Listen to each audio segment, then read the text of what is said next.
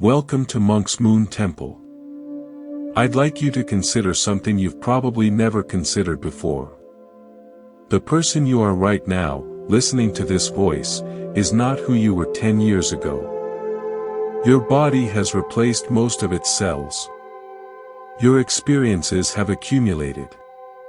Your understanding has evolved. And yet, something about you remains remarkably the same. The patterns that troubled you a decade ago may still trouble you today. The reactions that embarrassed you then may still embarrass you now. The restlessness that kept you searching for something more, something different, something better, that restlessness is probably still there too. This is one of the most puzzling aspects of being human. Everything changes constantly. And nothing changes at all. A man named Wallace spent 25 years as a bank manager. He was respected in his community, admired by his employees, trusted by his customers. When he retired, everyone assumed he would finally be happy. No more early mornings. No more difficult customers. No more stress. But within 4 months of retirement, Wallace was in his doctor's office with complaints he couldn't explain. He couldn't sleep through the night. He felt anxious for no reason. He was short-tempered with his wife. He felt lost. The doctor ran tests. Everything came back normal. Wallace was physically healthy. So what was wrong? Wallace had spent 25 years being the bank manager. That was his identity. That was his purpose. When the job ended, nothing replaced it. He didn't know who he was without the title, without the role, without the constant demands that had structured his days. He had been seeking satisfaction through his work, through being needed and important. And when that source dried up, he was left with nothing but himself. A self he had never actually learned to be with. The Buddha would recognize Wallace's situation immediately. Not because it's unusual, but because it's universal. We all attach our sense of well-being to things outside ourselves. Our jobs. Our relationships. Our reputations. Our possessions. These things feel solid. They feel reliable. But they are all changing constantly. Jobs end. Relationships shift. Reputations fluctuate. Possessions lose their appeal. And when the things we've attached ourselves to change, we feel like we're losing part of ourselves. Because we are. We've outsourced our identity to temporary things, and now those things are revealing their temporary nature. This is not a personal failing. It's a fundamental misunderstanding about where lasting peace actually comes from. And until that misunderstanding is examined, nothing will really change. You'll find new jobs, new relationships, new things to attach to. But the underlying pattern will remain. The restlessness will remain. Because you're treating symptoms while leaving the cause untouched. Over the hours ahead, we're going to examine this cause completely. Not with abstract philosophy. With precise, practical wisdom that has helped human beings find genuine peace for more than 2,000 years. You'll learn why your private moments shape you more powerfully than anything you do in public. How boundaries that seem like restrictions actually create the only real freedom you'll ever know. Why your words determine whether you feel drained or restored at the end of each day. What actually creates the patterns you cannot break and how they release when you finally see them clearly. These teachings come from Buddhism, but they are not religious doctrines to believe. They are psychological tools to use. Observations about how the mind works that you can verify in your own experience starting tonight. Find a comfortable position. If you're in bed, let your body soften into the mattress. If you're sitting, let your spine be upright but not rigid. Close your eyes if that helps you listen more deeply. The peace you've been searching for is not something you need to earn. It is already present within you, merely covered by patterns you are about to understand. Covered, not absent. Hidden, not lost. Let me tell you about a woman named Florence who discovered this in her kitchen at 3 in the morning. Florence was a successful architect. She had the impressive portfolio, the respected reputation, the admiration of her peers. She also had insomnia that had lasted for 6 years. Every night, she would fall asleep relatively easily, and every night, she would wake up at 3 in the morning, wide awake, heart pounding, mind racing. She would lie there for hours, reviewing projects, rehearsing conversations, worrying about outcomes. By morning, she was exhausted. She tried everything. Prescription sleep aids. Meditation apps. Cutting caffeine. Nothing worked for more than a few nights. The 3 a.m. wake-up always returned. One night, instead of fighting it, Florence got out of bed, went to her kitchen, made tea, and sat with herself. Not trying to fix anything. Just sitting. And in that sitting, she noticed something she had never noticed before. The thoughts that raced through her mind at 3 a.m. were exactly the same thoughts that raced through her mind during the day. She just didn't notice them during the day because she was too busy. Too busy working, talking, moving, doing. The 3 a.m. wake-up was not the problem. It was the reveal. It showed her what was actually happening in her mind all the time. The constant anxiety, the endless planning, the relentless self-criticism. It was there during the day too. She just had enough distraction to avoid noticing it. The insomnia was not causing her suffering. It was removing her ability to avoid the suffering that was already there. In that moment, Florence understood something she had never understood before. The problem was not her sleep. The problem was her mind. And no amount of sleeping pills would fix that. Only one thing would. She would have to stop running from herself long enough to actually meet herself. If this story resonates with you in any way, please take a moment to subscribe to the channel. These teachings are offered freely, and subscribing helps others discover them as well. Just click the button below and become part of the Monk's Moon Temple community. Now let's go deeper into what Florence discovered, because her experience reveals something essential about how human suffering operates. We all have what Buddhism calls veils. Layers of confusion that cover our natural peace like clouds covering the sun. These veils are not punishments. They're not sins. They're simply misunderstandings, mistaken ideas we've absorbed from our culture, our families, our conditioning.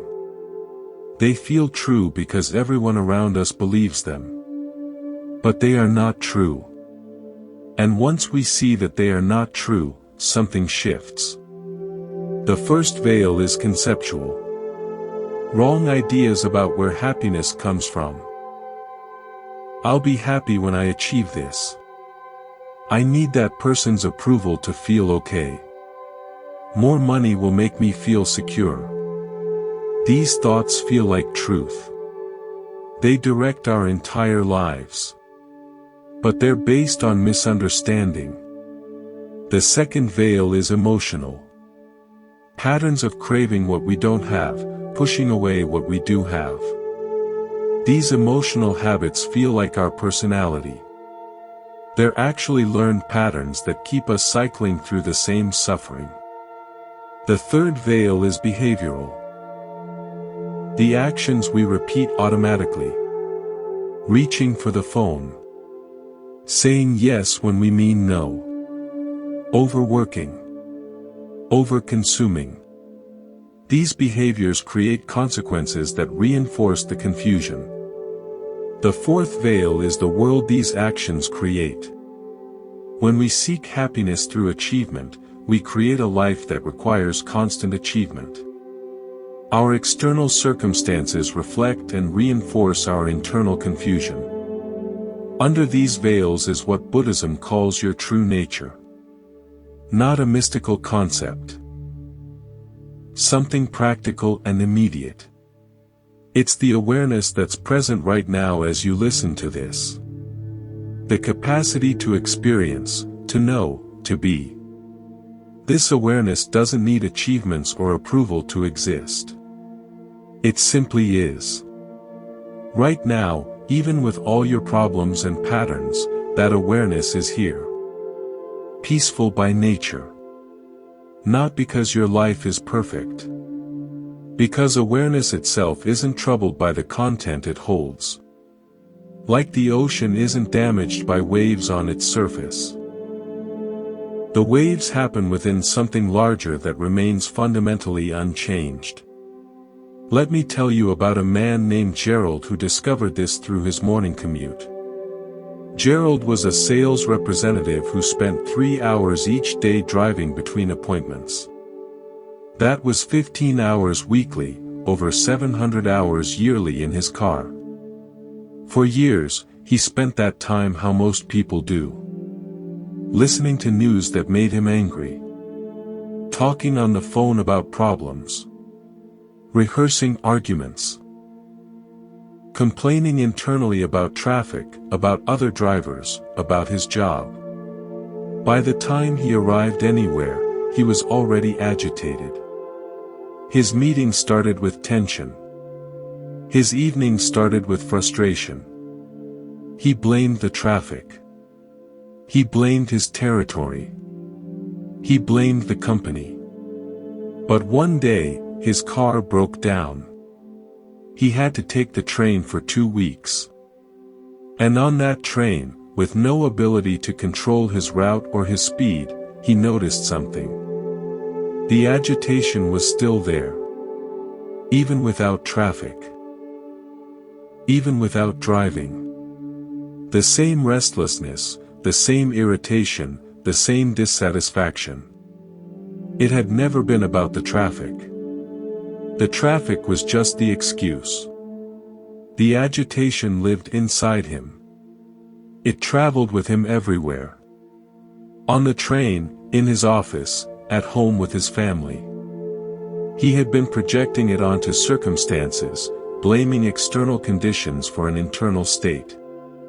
When the car was fixed and he returned to driving, Gerald tried an experiment. He turned off the news. He stopped taking calls.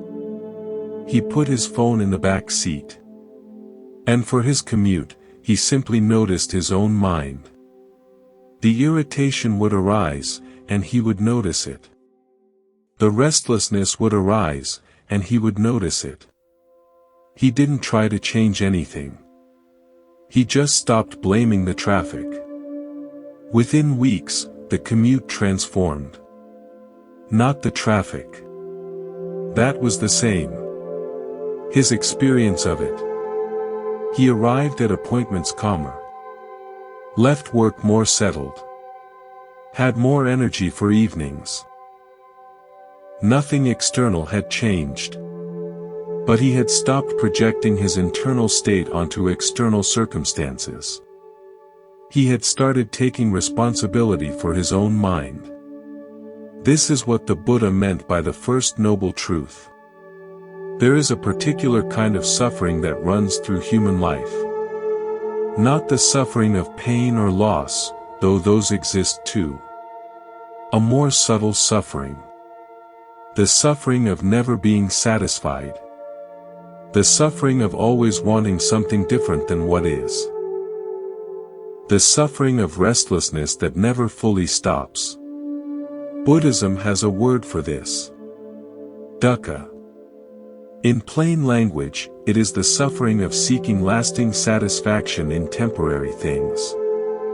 You can feel this right now if you're honest.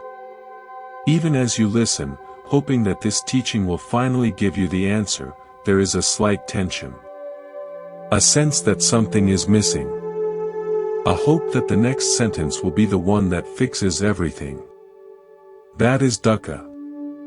Not because you're doing anything wrong. Because you're human and you've been trained to seek satisfaction where it cannot be found. The second noble truth is that this suffering has a cause. It is not random. It is not just how life has to be. It arises from specific causes. And the primary one is this. Clinging to changing things as if they could provide lasting satisfaction. Your body changes. It ages, gets sick, eventually dies. But you cling to it as if it should provide permanent security and pleasure. Your relationships change. People come and go. Feelings shift. But you cling to them as if they should permanently complete you. Your achievements, your possessions, your status, all changing, all temporary, all desperately clung to as sources of lasting happiness. The clinging itself creates the suffering. Not the changes. Change is natural. Clinging to what changes is what hurts. The third noble truth is that because this suffering has causes, it can end. Not by getting everything you want. Not by achieving perfect circumstances. By removing the causes. By releasing the clinging. By seeing through the veils. The fourth noble truth is that there is a specific path that removes these causes. A practical method tested by millions across 25 centuries. It works because it addresses the actual source of suffering. Let me tell you about Helen, who discovered these truths through her refrigerator. Helen was a mother of 3 who spent her days taking care of everyone except herself. She made sure her children were fed, her husband supported, her home organized. She was the person everyone called when they needed something. She always said yes. But inside, Helen was starving. Not for food. For something she couldn't name. At night, after everyone slept, she would stand before the open refrigerator, eating things she didn't need. Not because she was hungry. Because she was empty in a way food couldn't fill. She would close the refrigerator, go to bed with a stomach ache, and promise herself she would stop. Tomorrow would be different. But tomorrow, the same thing happened. Helen told herself she had no willpower. She told herself she was broken. But nothing was wrong with her. She was using food to compensate for something food could never provide. The food was not the problem. The using of food to fill an internal void was the problem. Every time she ate to escape emptiness, she reinforced the belief that emptiness was unbearable. She was drinking salt water to quench thirst. Momentary relief while making the underlying condition worse. One evening, after another night of eating she didn't want, Helen sat on her kitchen floor and cried. Not because anything terrible happened. Because she was exhausted from fighting herself. In that moment of surrender, she asked a question she had never asked. What am I actually hungry for? The answer came immediately. Not food. She was hungry to be seen. To be valued. To be taken care of for once. She was hungry for rest. For permission to stop. For someone to say, "You've done enough. You can rest now. But she had never said that to herself.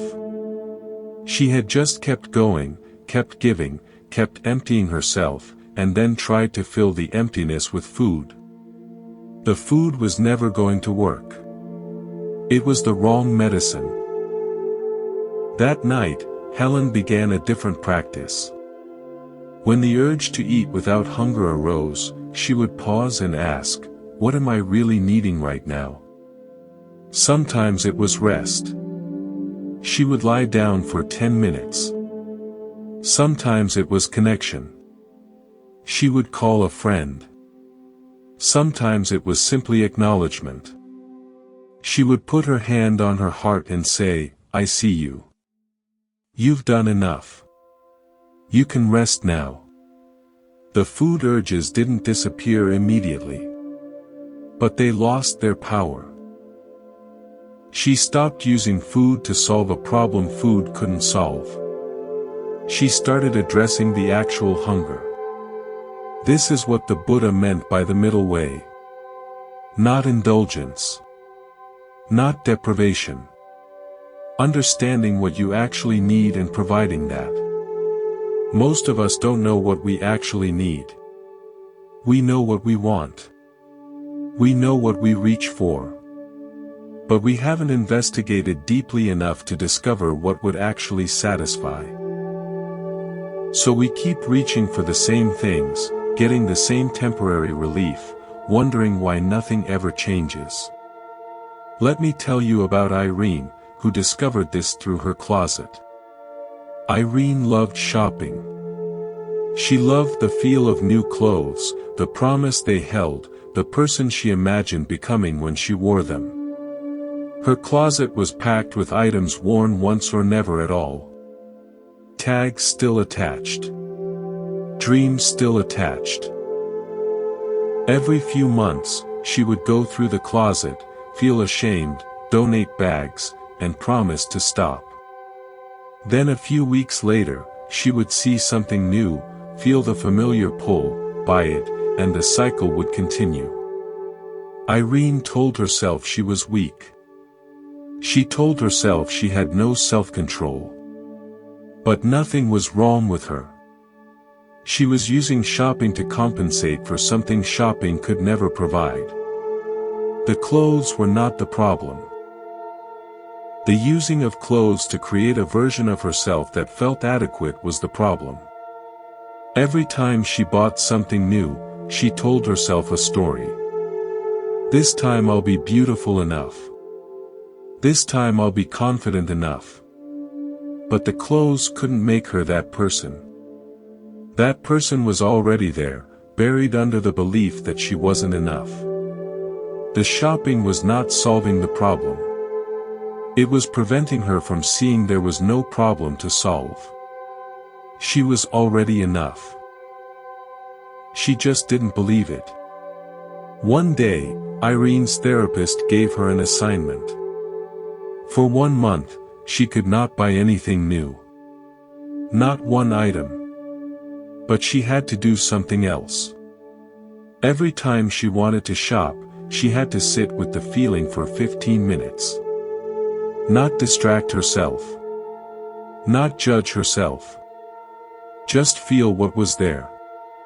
The first week was agony. The urges were constant. But by week 2, something shifted. Underneath the urge to shop, Irene found something unexpected. Loneliness. A deep, old loneliness she had been covering with clothes for years. The shopping had never been about the clothes. It had been about filling a void that clothes couldn't fill. When she sat with the loneliness instead of covering it, it didn't kill her. It just was there.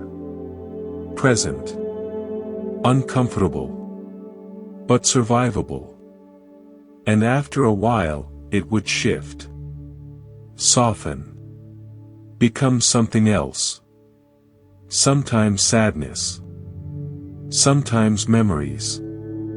Sometimes just stillness. By the end of the month, Irene had not bought anything. But more importantly, she had met herself for the first time. The self she had been trying to become through clothes was already there. Had always been there. Just covered by the constant reaching for more. Now let me tell you about something most people never consider. You are being shaped more by what you do in private than what you do in public. Not by the visible moments when others are watching. By the hidden ones when you think it doesn't count.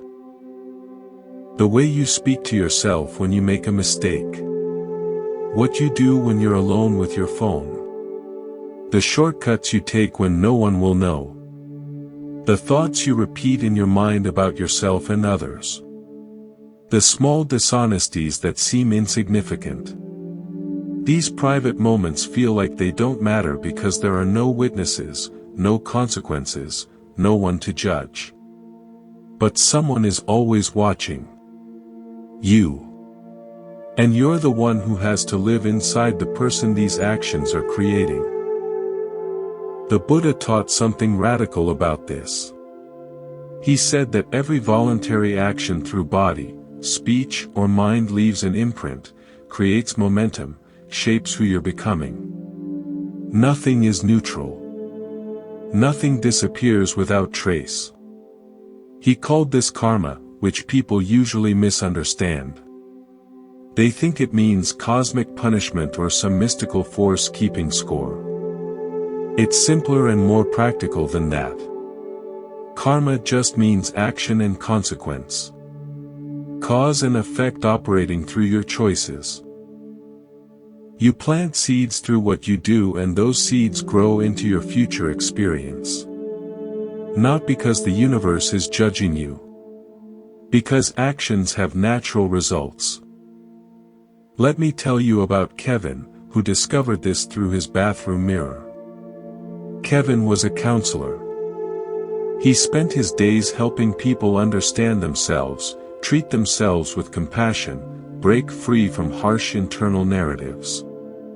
He was good at his job. His clients made progress.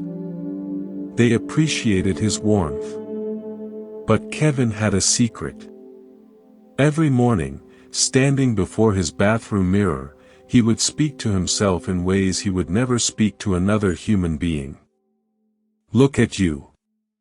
You're so lazy. You didn't meditate again. You're going to gain back that weight. You're a fraud. Your clients have no idea how messed up you actually are. If they knew the real you, they would leave. These words poured out automatically. A stream of criticism that started the moment he saw his own reflection. He didn't even notice he was doing it most days. It was just background noise. After work, Kevin would come home exhausted. Not from the counseling, which energized him. From the effort of being kind to others while being cruel to himself. It was like holding a heavy weight all day and only putting it down when he fell asleep. He wondered why he had no energy for his own life. Why his relationships felt draining. Why meditation, which he recommended to everyone, felt impossible for him. The answer was right there in his bathroom mirror. He just couldn't see it. Because the criticism was so familiar, so automatic, so much a part of his internal landscape, he didn't recognize it as a problem. He thought that was just how he talked to himself. That was just his personality. But it wasn't his personality. It was a learned pattern. A habit he had developed somewhere along the way and repeated thousands of times until it felt like him. This is what Buddhism means by karma. Not cosmic punishment. Simple cause and effect. Every action through body, speech, or mind leaves an imprint. Creates momentum. Shapes who you are becoming. Kevin's private self-criticism was creating him more powerfully than his public kindness. Because the public kindness happened a few hours a day with clients. The private cruelty happened every morning, every time he made a mistake, every time he looked in a mirror, every time he fell short of his impossible standards. It was constant. And constant actions carve deep grooves. Think about water flowing over rock. A single drop does nothing. But drops falling in the same place for years cut through stone. Your private actions are the drops. They seem insignificant in isolation. But repeated thousands of times, they shape the landscape of your mind. Kevin discovered this when one of his clients said something that stopped him cold. The client was describing her own internal critic. The voice that told her she wasn't good enough, not smart enough, not worthy. She said, "I would never talk to anyone the way I talk to myself. If someone else said these things to me, I would end the relationship. But I say them to myself every day and I just accept it." Kevin almost fell out of his chair. She was describing his life. His exact experience. And in that moment, he saw clearly for the first time. He was living split. Kind to others. Cruel to himself. And the split was destroying him. He began practicing something simple. Every morning, when he saw himself in the mirror, he would pause before the criticism could start. He would look at his own face and say one sentence. "I'm going to treat you like a client today." That was it. Just that reminder. And throughout the day, when he noticed harsh internal speech, he would ask himself, would I say this to someone I was helping? If the answer was no, he would rephrase it. Not with forced positivity. Just with basic decency. "You made a mistake. That's what humans do. You can learn from it. You don't need to attack yourself." Small changes. But over months, something shifted. The internal voice softened. The exhaustion decreased. His evenings had more energy. His relationships felt lighter. He slept better. He woke up less anxious. Nothing external had changed. Same job.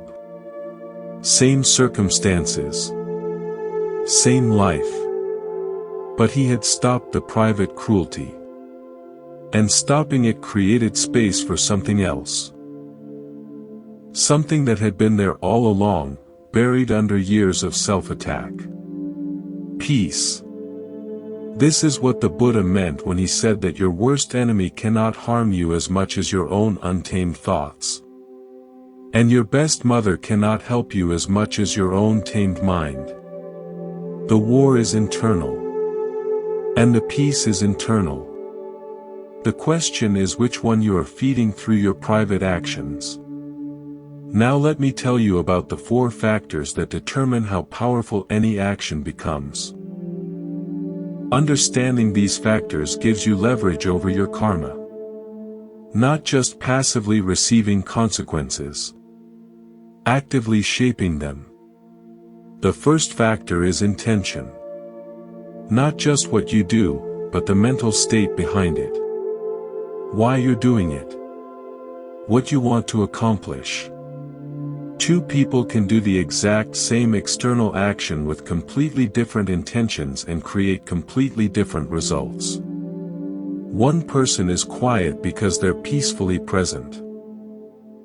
Another is quiet because they're seething with resentment. Same external quiet. Opposite internal reality. Opposite karma. Intention matters more than you realize. You can do something that looks beneficial externally but is motivated by ego or fear, and it creates harm in you. You can fail at something you attempted with genuine care, and that care itself creates benefit. The second factor is the action itself. What you actually do with your body, speech, or mind. This is what most people focus on exclusively. But it's only one component. The action's intensity depends partly on presence. Are you fully there, or are you on autopilot? Most actions are semi-conscious. Following old patterns. Barely registering. These still create effects, but weaker ones. When you're fully present in an action, whether beneficial or harmful, it has much more impact. This is why mindfulness matters. Not just for positive actions. Because presence determines intensity. The third factor is completion. Did your intended result actually happen? Did the action land the way you planned? Did it impact others the way you intended? Say you want to undermine a coworker to get their position. You have the intention, clear desire born from envy. You take the action. Speak to your boss. Frame yourself as the better candidate. Cast doubt on your colleague. If your plan works, you get the position. Your colleague is demoted. That's a complete action. All four factors present. Karmic impact strong and specific. But if your boss sees through it, if your colleague keeps their position and you gain nothing, the action is incomplete. The intention and action still affect you. You still feel the envy, the willingness to harm, the scheming energy. But without completion, it doesn't create the full external consequence. Most actions don't complete as planned. Life is messy. Intentions meet resistance. Actions don't land cleanly. Results are mixed or delayed. The fourth factor is where your real power lives. It's how you evaluate what happened afterward. Your reflection on the action. Whether you rejoice in it or regret it. How you metabolize what you've done. This factor can completely transform the karma you've created. If you do something harmful, lie, speak harshly, act out of envy or anger, but then genuinely recognize the harm and regret it, that regret weakens the karmic imprint. The more honest and complete your regret, the more it neutralizes the action. Regret here doesn't mean wallowing in guilt or self-hatred. Those just create more harm. It means clear recognition. This action created suffering in me and possibly in others. I see that clearly. I don't want to repeat it. That clarity itself interrupts the pattern. And the opposite is equally true. If you do something beneficial, practice generosity, speak kindly, act from wisdom, and then genuinely appreciate having done it, that appreciation multiplies the effect. You're reinforcing the pattern. Making it more likely to repeat. Deepening the beneficial imprint. Let me tell you about Linda, who discovered the power of the fourth factor through her teaching. Linda was a third-grade teacher who came home every day exhausted. Not from the children, which she loved. From the constant noise in her head. All day, she taught with patience and kindness. But the moment she got in her car to drive home, the internal critic activated. You should have handled that situation better. Why did you say that to Marcus? You probably offended him. You're not a good enough teacher. You're going to get fired. The monologue continued through dinner, through evening, through trying to relax. By 9 o'clock, Linda was so exhausted from fighting her own mind that she would collapse on the couch and watch television until she couldn't keep her eyes open. Not to watch anything specific. Just to make the noise stop. For 2 years, this was her life. Teach with patience, drive home with anxiety, collapse in front of television, sleep poorly, repeat. One evening, the power went out. No television. No phone charging. No internet. Nothing but silence and her own thoughts. For the first hour, she panicked. Paced around her apartment. Checked the power box. Nothing.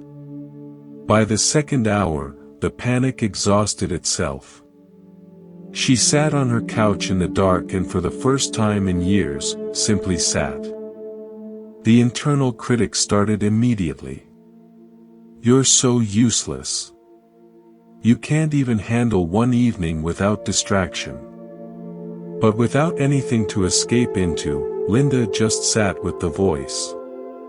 And after a while, something strange happened. The voice ran out of things to say. It repeated itself a few times, then got quieter. And underneath it, Linda noticed something she had never felt before. Silence. Not the absence of sound. Something more like presence. A stillness that had been there all along, covered by the constant noise. She sat in that stillness for hours. When the power returned at midnight, she didn't turn the television on. She went to bed and slept more deeply than she had in years. Linda discovered that night that the peace she had been seeking through television was not available through television. It was available when she stopped using television to escape herself. The television was not the problem. The using of television to avoid her own mind was the problem. And the moment she stopped avoiding, what she had been seeking was already there. This is what the Buddha meant by renunciation. Not giving up things you enjoy. Giving up the futile search for lasting satisfaction in temporary things. Renunciation is not deprivation. It is maturity. It comes from seeing clearly that something does not work and naturally letting it go. Like a child who discovers a toy is broken. They don't need discipline to stop playing with it. They see it doesn't work anymore and they simply put it down.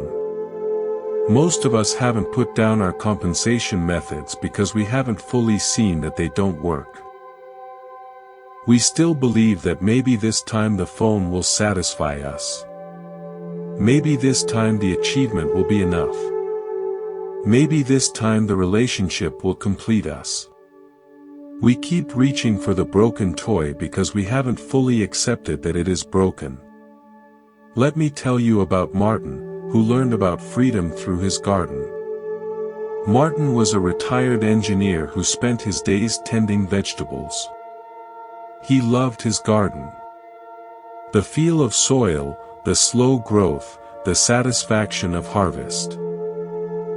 But Martin had a problem. He couldn't stop weeding. Every day, he would go out and pull weeds for hours. Not because the weeds were overwhelming. Because he couldn't stand the sight of any imperfection. If one weed appeared, he had to remove it immediately. The garden became a source of anxiety rather than peace. He was constantly scanning for problems, constantly fixing, never able to just sit and enjoy what he had created. One day, his neighbor, an older woman who had gardened for 50 years, watched him from her porch. She walked over and said, "Martin, you're not gardening. You're fighting.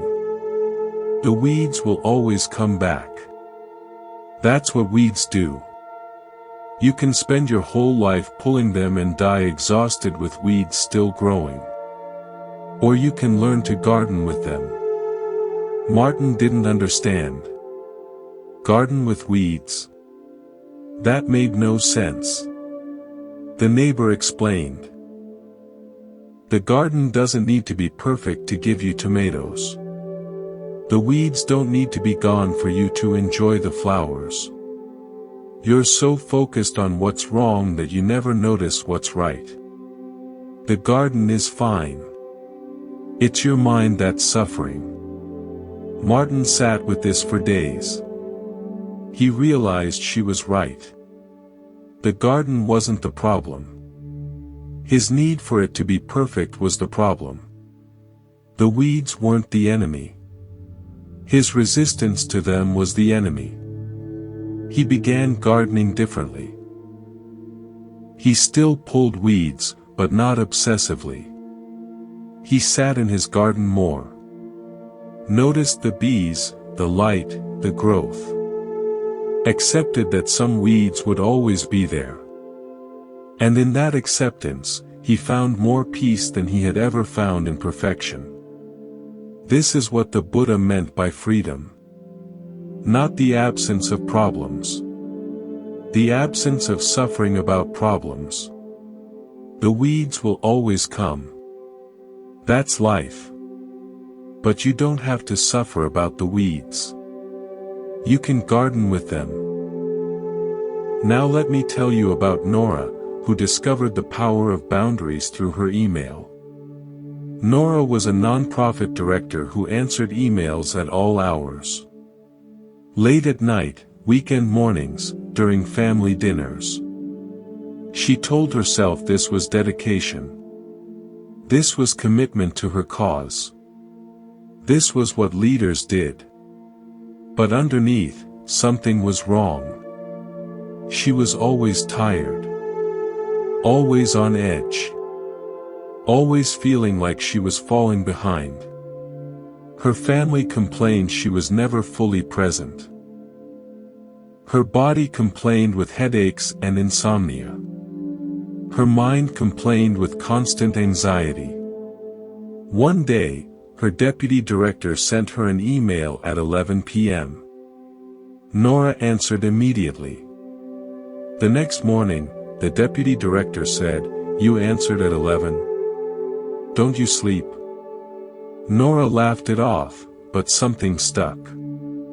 She realized that by answering at all hours, she was training everyone to expect her at all hours. She was creating the very problem she complained about.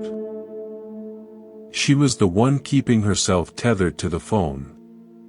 Not her board. Not her donors. Not the demands of the job. Her. She decided to experiment. For 1 week, she would not check email after 7 p.m. Not at all. She told her team. She set an automatic reply. She prepared for disaster. The first 2 evenings were uncomfortable. She kept reaching for the phone. Kept wondering what she was missing. But by day 3, something shifted. She read a book. She talked with her husband without glancing at her phone. She slept better. She woke up more rested. And when she checked email in the morning, nothing had exploded. Nothing had required her immediate attention. The world had continued without her. She realized that her constant availability had not been dedication. It had been control. Fear that something would happen without her. Fear that she would be seen as inadequate. Fear of letting go. The boundary did not restrict her freedom. It gave her freedom back. Freedom from the constant tether. Freedom from the anxiety of missing something. Freedom to actually be present in her own life. This is what the Buddha meant by ethical conduct being the foundation of freedom. Not rules imposed from outside. Your wise self creating boundaries to protect you from your reactive self. When you're clear, calm, wise, that version of you makes decisions for future you. Sets boundaries. Creates guidelines. Establishes commitments that will protect you when you're not clear anymore. The phone at 7 p.m. The email boundary. The weeding compulsion. These are not restrictions. They're rescue ropes. When you're drowning in impulse, you can't think clearly. But if you've already set a boundary when you could think clearly, that boundary saves you. It's like guardrails on a mountain road. They're not limiting your freedom to drive. They're protecting you from driving off a cliff you won't see coming. Let me tell you about Oscar, who learned about words the hard way. Oscar was a construction supervisor known for being direct. Brutally honest, he called it. He told people what he thought, no sugarcoating, no softening. He prided himself on this. Said it was refreshing in a world of people afraid to speak truth. His crew did not share this view. They avoided him. Walked on eggshells around him. Told each other stories about his latest cutting remark. Oscar didn't notice this. He thought he was just being honest. But one day, his best foreman quit. When Oscar asked why, the foreman finally told him the truth. You made me feel small every single day. Not in big ways. In 1,000 small ways. The way you corrected me in front of others. The way you dismissed my ideas. The way you never had a kind word, only criticism. I can't work like that anymore. Oscar was stunned. He had no idea. He thought he was being helpful. Giving honest feedback. Helping people improve. He had never considered the cumulative effect of words. The way each small criticism landed like a drop of water. Harmless alone. Devastating over time. He thought about his own life. His own internal voice. The way he spoke to himself was even harsher. You're not good enough. You're going to fail. Everyone's going to find out you don't know what you're doing. That voice had been there so long he didn't notice it anymore. It was just background noise. But it shaped everything. His anxiety. His restlessness. His difficulty sleeping. His strained relationships. He had been drowning himself in words. Drowning others too. The Buddha taught that words have more power to harm or heal than almost anything else. More than actions. More than thoughts. More than circumstances. Because words carry intention directly into another person's mind. They bypass physical defenses and land in consciousness itself. A physical wound heals. The body regenerates, scars over, returns to function.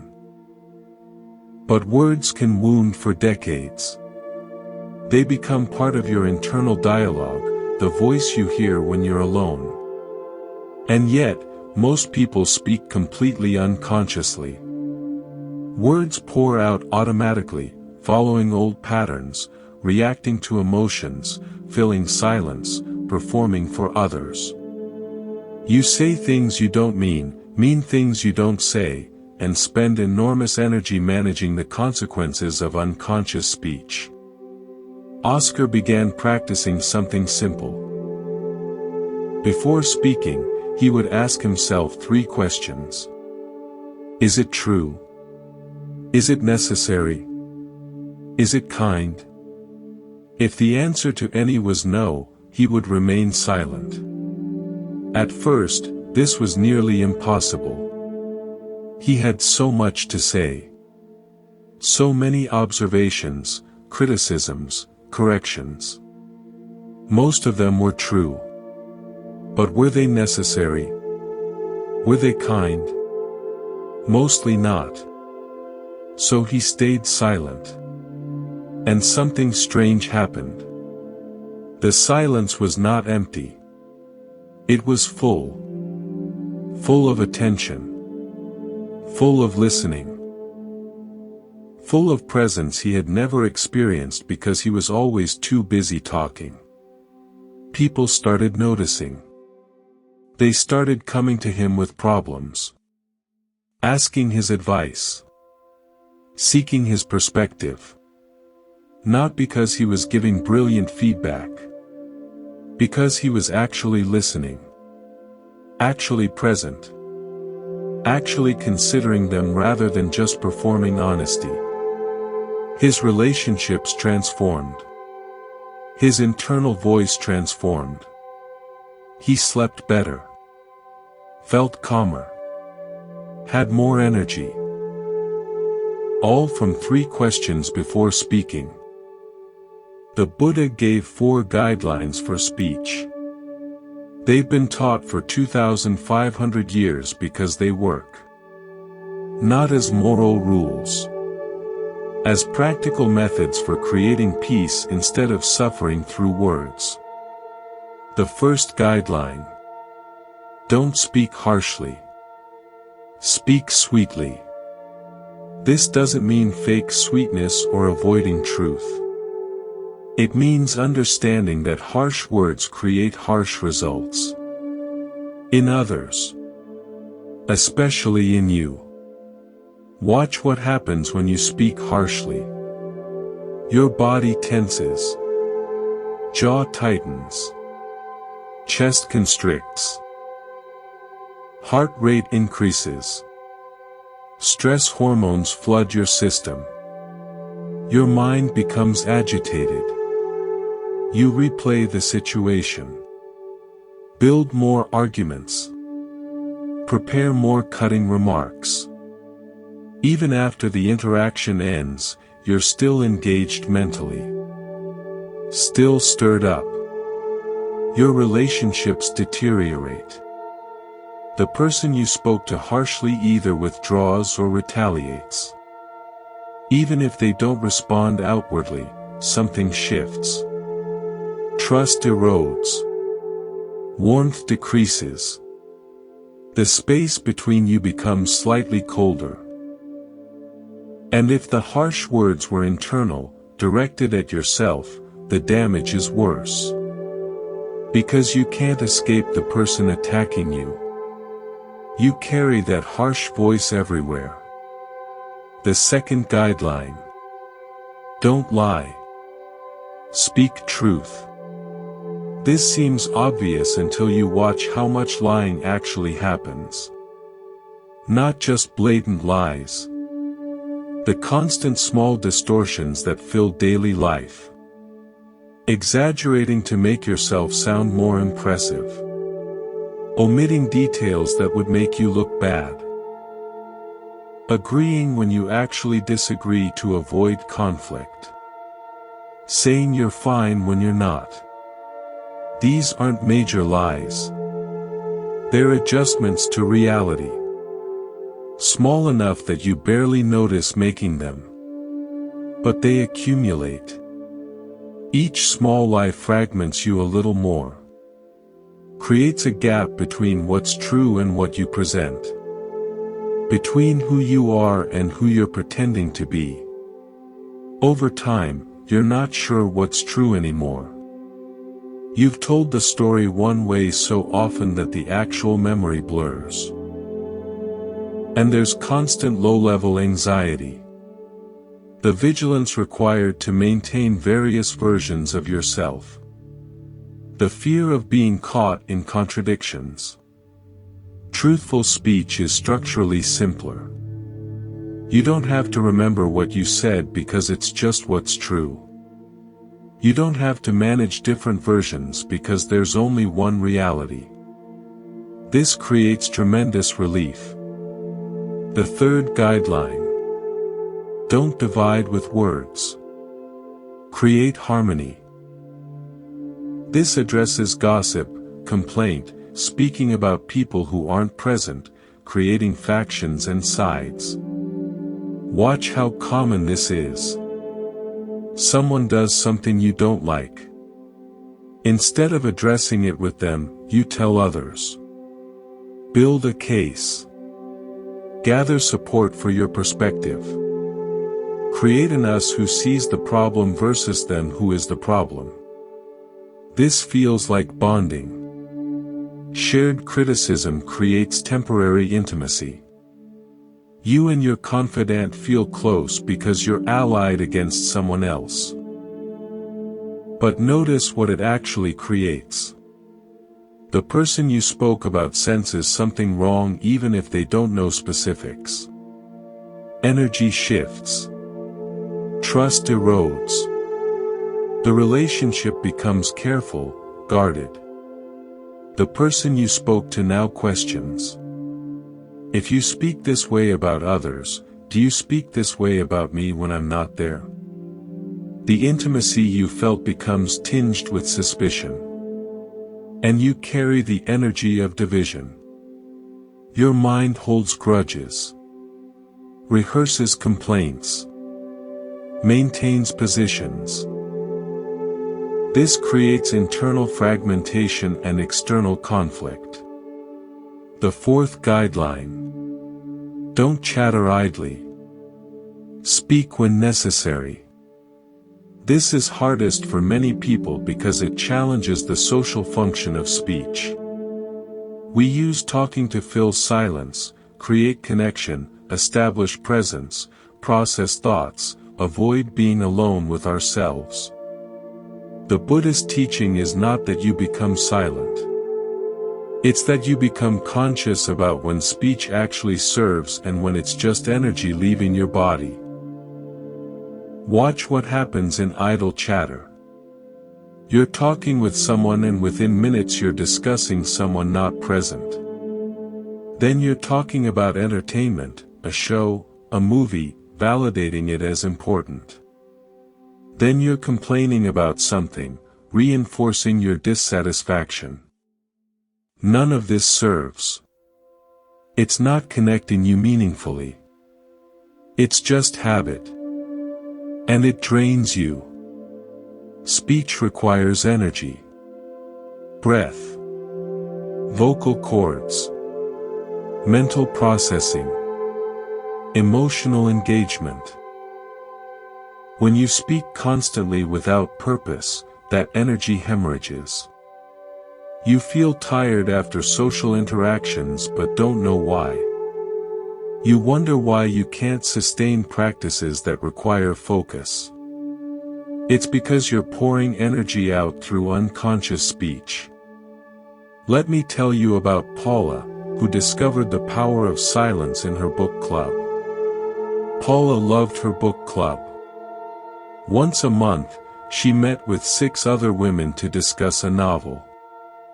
Or at least, that was the intention. What actually happened was 2 hours of talking about everything except the book. Their jobs. Their children. Their marriages. Their complaints. Politics. Entertainment.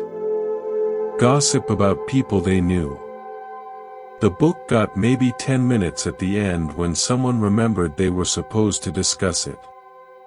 Paula left each meeting feeling vaguely dissatisfied. She had spent 2 hours talking but felt less connected, not more. There was something performative about it. Everyone trying to be interesting. Everyone sharing opinions, stories, judgments. Everyone filling space. 1 month, Paula decided to experiment. She would attend the meeting but speak only when she had something true, necessary, and kind to say. Otherwise, she would listen. The first 10 minutes were agonizing. The silence felt loud. She kept jumping to speak, then stopping herself. She noticed how much of what she usually said was not necessary. Just filling space. Performing. By 20 minutes, something shifted. She relaxed into listening. Really listening. Not waiting for her turn to speak. Not preparing what she would say next. Just hearing what others were saying. She noticed things she had never noticed before. The way one woman talked over others. The sadness underneath another's complaints. The genuine warmth when someone shared something vulnerable. At the end of the meeting, one of the women approached her. "Paula, you were so present tonight. I felt really heard when I was talking. Thank you." Paula had said maybe 5 sentences all evening. But she had given something more valuable than words. Attention. Real attention. The kind that makes people feel seen. She realized that most of her talking had been getting in the way of connection. The silence created space for something real. Now let me tell you about Quentin, who discovered the 3 stages of ethical development through his anger. Quentin had a temper. He had always had a temper. When things didn't go his way, he exploded. Yelling, slamming doors, saying things he regretted. After each explosion, he would feel terrible. Apologize. Promise to change. And then do it again next week. He had tried everything to control his anger. Therapy. Medication. Anger management classes. Nothing worked for long. The pattern always returned. One day, a friend suggested he stop trying to control his anger and start understanding it. Quentin didn't understand. Wasn't controlling it the whole point? The friend explained. You're trying to fix the symptom without understanding the cause. The anger is not the problem. It's the smoke. The fire is somewhere else. Find the fire and the smoke will stop on its own. Quentin sat with this. He began to investigate his anger instead of fighting it. When the rage rose, he would pause and ask, what is this really about? Underneath the anger at his wife for being late, he found fear. Fear that she didn't care. Fear that he wasn't important. Underneath the anger at his boss for criticizing him, he found shame. Shame that he wasn't good enough. Shame that he would be found out as inadequate. Underneath the anger at himself for mistakes, he found grief. Grief for a version of himself that never made mistakes. A version that never existed. The anger was not the problem. It was the protector. Protecting him from feelings he didn't want to feel. Fear, shame, grief. Feelings that seemed unbearable. But when he sat with them instead of exploding, he discovered they were bearable. They were uncomfortable. They were painful. But they didn't kill him. And when he stopped using anger to avoid them, the anger naturally decreased. Not because he controlled it. Because he addressed what was underneath it. 3 stages of development. Stage 1. Stop actively harmful patterns. Set boundaries. Create distance from triggering situations. Protect yourself while you build strength. Stage 2. Cultivate beneficial patterns.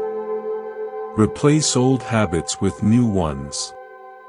But watch for the trap of becoming attached to being good. Stage 3. Non-dual conduct. Freedom to respond appropriately to each situation. Guided by wisdom, not by rigid rules. Let me tell you about Ruth, who discovered this at 93. She had outlived her husband, her friends, most of her physical capacity. Yet people were drawn to her. Nurses lingered. Others wanted to sit with her. When asked her secret, Ruth laughed. "I just stopped running." Most people run their whole lives from discomfort, from themselves, from what's real. I ran for 70 years. Then I got too tired to run anymore. And when I stopped, I found what I was seeking had been here all along. This is your practice for the next 2 weeks. 1. Choose one harmful pattern. Create one specific boundary. 2. Evening reflection. 10 minutes. What beneficial actions did I take today? Appreciate them.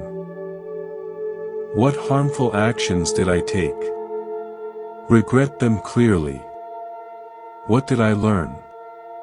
3. Evaluate one situation causing suffering. Does it cause harm? Is it beneficial? Will I regret it? Does it let me sleep? Decide honestly. That's all. 2 weeks. 3 practices. See what changes in how you sleep, your energy, your relationships, your peace. You're not broken. You're not missing something. You're simply covered by patterns you now understand how to release. The peace you've been seeking is not out there. It's here waiting. Thank you for spending this time with Monk's Moon Temple. Subscribe to the channel. Take what you've learned and apply it. Not someday. Starting tonight. Peace is not at the end of the path. It's under every step. You just have to stop long enough to notice.